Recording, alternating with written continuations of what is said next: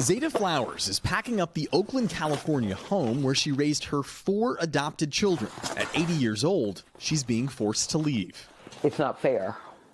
It's not fair. Tell me which one you like. Flowers runs a daycare out of her home, but the pandemic decimated her small business. Her rent, she says, became unaffordable. Before COVID, had you ever not paid your rent? Oh, no. Never? Not ever, no.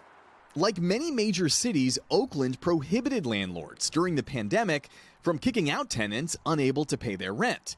But after the 3-year-long moratorium ended last July, landlords were allowed to begin demanding a year's worth of back rent and evict tenants who didn't pay up.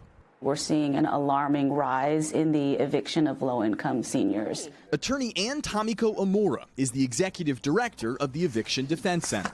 Seniors were hit very, very hard by COVID. A lot of them, they have fixed incomes, right, like Social Security, that barely covers the rent. Today, nearly a quarter of her clients are elderly. That's up 17% compared to pre-pandemic. Nationally, seniors are now the fastest growing age group experiencing homelessness, roughly 140,000 and counting. Omura's nonprofit took on Zeta's case after the Oakland native received a notice from her landlord demanding she pay nearly $18,000 in owed rent or move out in 3 days. What went through your mind? They didn't care. To expect me to move that fast, like in 3 days, impossible.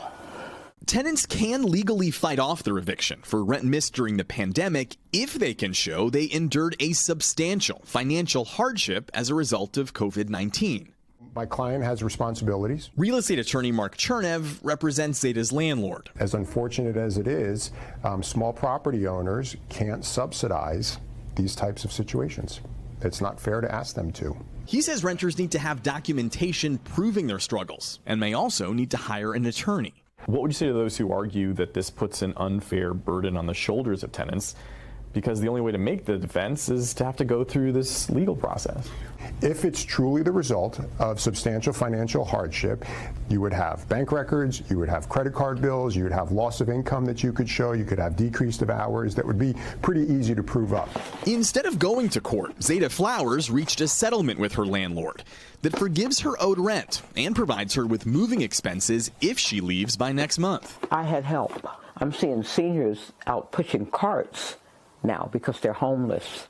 After more than 2 decades here, she now plans on leaving Oakland in hopes of finding a new home she can afford. Begad Shaban, NBC News, Oakland, California. Thanks for watching. Stay updated about breaking news and top stories on the NBC News app or follow us on social media.